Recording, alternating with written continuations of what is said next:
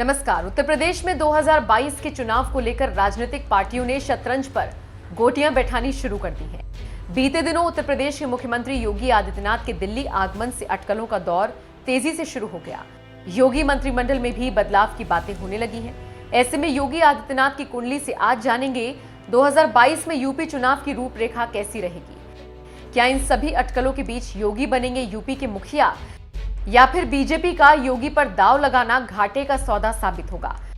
बता रहे हैं ज्योतिषाचार्य दिव्य के डॉक्टर श्रीपति त्रिपाठी जी।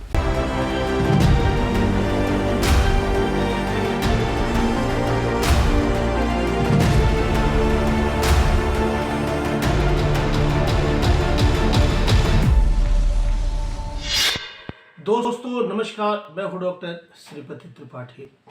उत्तर प्रदेश में अगले साल विधानसभा का चुनाव होने जा रहा है। इसके लिए राजनीति के शतरंज पर गोटियां बैठाने का काम भी शुरू हो चुका है। बीते दिनों में उत्तर प्रदेश के मुख्यमंत्री योगी आदित्यनाथ के दिल्ली आगमन से अटकलों का दौर भी तेजी से शुरू हो गया है। योगी मंत्रिमंडल में भी बदलाव की बात की जा रही है और बदलाव भी होने लगी है। इसी संदर्भ में योगी आदित्यनाथ की कुंडली से आइए जानते हैं कि 2022 में इस वीडियोस के माध्यम से कि यूपी चुनाव की रूपरेखा कैसी रहेगी। 2022 में चुनाव में मिलेगी कड़ी चुनौती। योगी आदित्यनाथ की कुंडली में केतु में राहु की कठिन दशा अक्टूबर 2020 से नवंबर 2021 तक चल रही है। राहु इनकी जन्म कुंडली में विरोध स्थान यानी आपको बता दें कि छठे भाव में होकर कुछ आंतरिक गतिरोध को भी दर्शा रहे हैं, जो अभी कुछ महीनों तक चल सकता है। नवंबर 2021 से केतु में गुरु की विंशोत्तरी दशा चलेगी, जो कि प्रतिकूल स्थिति में है, लेकिन गुरु के लग्न कुंडली और नवांश में दोनों में बलवान होने से आने वाले विधानसभा चुनावों में एक रोचक मुकाबले का योग बन रहा है। वर्ष 2017 में हुए एक तरफा चुनाव के उलट अगले वर्ष उत्तर प्रदेश में होने वाले विधानसभा चुनाव में भाजपा और विपक्षी दलों के बीच एक कांटे की टक्कर होने वाली है। तब तक साढ़े साती और केतु की कठिन दशा में चल रहे मुख्यमंत्री योगी आदित्यनाथ को पार्टी के भीतर और बाहर दोनों तरफ से अपने विरोधियों से जूझना होगा। उन विरोधी भी बहुत जो है उनके सामने आ जाएंगे। 5 जून 1972 को सुबह 10:54 पर उत्तराखंड के पौड़ी जिले में पैदा हुए योगी आदित्यनाथ की कुंडली में चंद्रमा कुंभ राशि में स्थित है। यह विवाह के स्थान यानी सप्तम भाव में केमद्रुम योग में भी फंसे हुए हैं, जिस पर शनि की दृष्टि उनके अविवाहित और विरक्त रहने के योग को दर्शा रही है। भोग स्थान यानी 12वें घर में बैठे केतु पर शनि की दृष्टि तथा सप्तमें शनि का सूर्य से अस्त होना भी विवाह नहीं होने का योग बना रहा है। पंचम में वक्री गुरु पर वक्री शुक्र और मंगल की दृष्टि ने उनको साधना के मार्ग पर युवा अवस्था में ही लगा दिया। दसम स्थान में बैठे शनिदेव की दशा में 21 वर्ष की आयु में वह संन्यास लेकर गोरखनाथ मठ के में सेवा में अनुरक्त हुए। 26 वर्ष की आयु में इन्होंने पहली बार, वह भी शनि की महादशा में गुरु की शुभ दशा में, गोरखपुर से लोकसभा चुनाव जीते। तब से उनका राजनीतिक करियर जो है वह उन्नति की ओर अग्रसर रहा है और उत्तरोत्तर बढ़ते ही गया है। वर्ष 2014 में बुध में गुरु की विंशोत्तरी दशा में इनके गुरु के स्वर्गवास के बाद इन्हें गोरखनाथ मठ के पीठाधीश्वर के पद की जिम्मेदारी दी गई।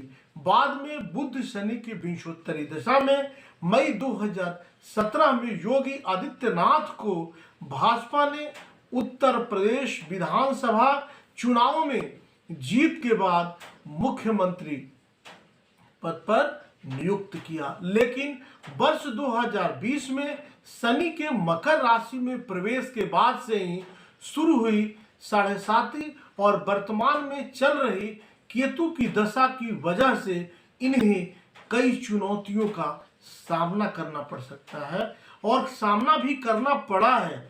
यह समय जो है इनके लिए थोड़ा विरोधियों को सामने लाने वाला है। इनको विरोधी और अपने खेमे में, अपने नजदीक में जितने इनके अपने लोग हैं उनको पहचानने की इनको जरूरत है। आप ध्यान रखें, आप उपाय करें, निश्चित रूप से लाभ होगा। योगी आदित्यनाथ की कुंडली में शासन का कारक ग्रह सूर्य बुध के साथ युति बनाकर बुध आदित्य महायोग बनाकर कर्म भाव में विराजमान है। यह बुध का गोचर इनके लिए काफी लाभ देने वाला है। बुध ने इन्हें लगातार सांसद और कम उम्र में मुख्यमंत्री बनाया। आने वाले समय में देश के ये बड़े से बड़े ओहदे तक पहुंच सकते हैं। उत्तर प्रदेश के मुख्यमंत्री योगी आदित्यनाथ की उपलब्ध जन्म कुंडली के आधार पर 5 जून 1972 इनका डिटेल्स है। जन्म समय अपराह्न 12 बजे और पंचूर पौड़ी गढ़वाल में इनका उत्तराखंड में जन्म हुआ है। इसके आधार पर इनके जन्म कुंडली का ज्योतिषीय विश्लेषण कर विवरण के अनुसार योगी आदित्यनाथ की कुंडली सिंह लग्न की है। इनकी चंद्र राशि कुंभ है, लग्न स्वामी सूर्य तो राशि स्वामी शनि है। इनका जन्म पूर्व भाद्रपद नक्षत्र के दूसरे चरण में हुआ है। वर्तमान में इन पर केतु की महादशा में गुरु की अंतर्दशा चल रही है।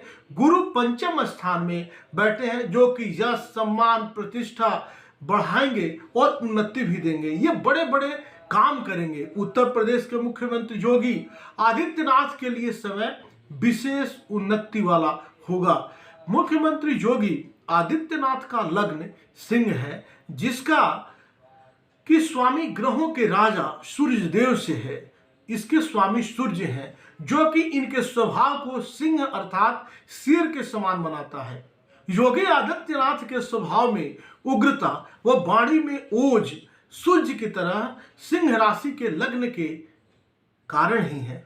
वहीं इनकी चंद्र लग्न की राशि कुंभ का स्वामी शनि ग्रह है। इन्हें न्यायप्रिय भी बनाता है। इसी न्यायप्रियता के कारण इन्हें लोकप्रियता हासिल हुई है जिसकी बदौलत इन्होंने उत्तर प्रदेश के मुख्यमंत्री की कुर्सी तक का सफर तय किया है। कर्म भाव में इनके जन्म कुंडली के बारे में बात कर ले तो कर्म भाव में शक्तिशाली सूर्य और बुध एक ही स्थान में युति लगाकर बैठे हैं अर्थात बुध आदित्य महाराजयोग, बुधादित्य राजयोग भी जिसे बोलते हैं। इसी के कारण क्योंकि दशम भाव अर्थात कर्म भाव के सूर्य ग्रह को कारक और विशेष शक्तिशाली अवस्था में माना जाता है। वैदिक हिंदू फलित ज्योतिष के अनुसार कुल मिलाकर यह कह सकते हैं कि इनकी जन्म कुंडली के अनुसार कर्म भाव में बुधादित्य योग लगाना, इनके राशि का स्वामी शनि का 7वां होना ऐसे योग बनाता है कि सत्ता इनके पास ही रहनी चाहती है या यूं कहें ये सत्ता पर हमेशा काबिज रहना चाहते हैं।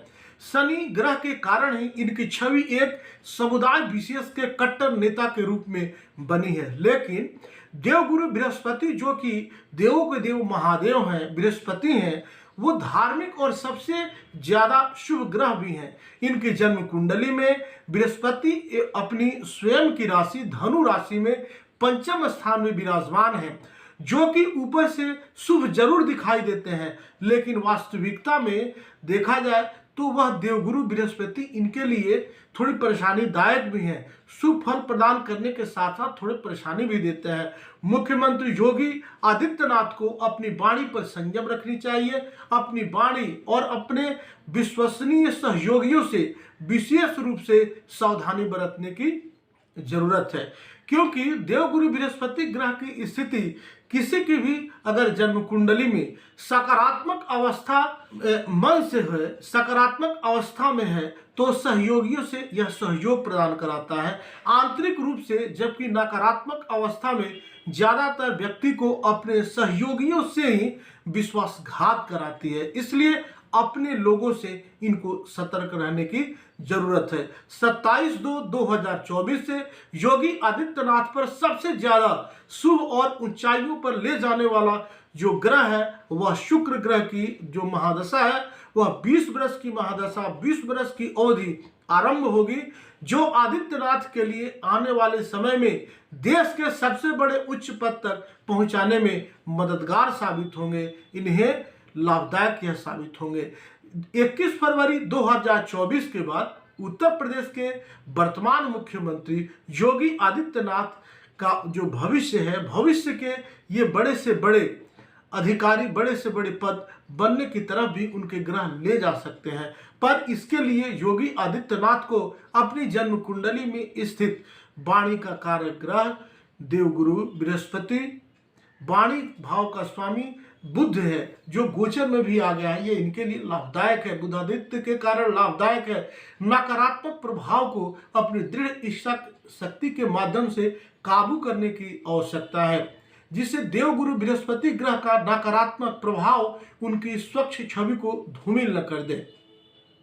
21 फरवरी 2024 के बाद योगी आदित्यनाथ का उत्तर प्रदेश व देश की राजनीति में इनका कद तो ऊंचा होगा ही, साथ ही प्रतिद्वंदी भी इनसे प्रभावित होंगे। इनका इतना प्रभाव बढ़ेगा कि प्रतिद्वंदी भी प्रभावित होंगे। इनकी कुंडली में मंगल शत्रु स्थान को भी इनका मंगल शत्रु को भी इनका मुरीद होने के लिए प्रेरित करेगा। इनके कुंडली में बुधादित्य योग यह इतना सुखद योग है कि यह सूझबूझ और मान सम्मान के साथ यह अपने कार्यों को बेहतर ढंग से संपादित करेंगे और धीरे धीरे क्रमशः यह और विराट अपना व्यक्तित्व बढ़ाते चले जाएंगे।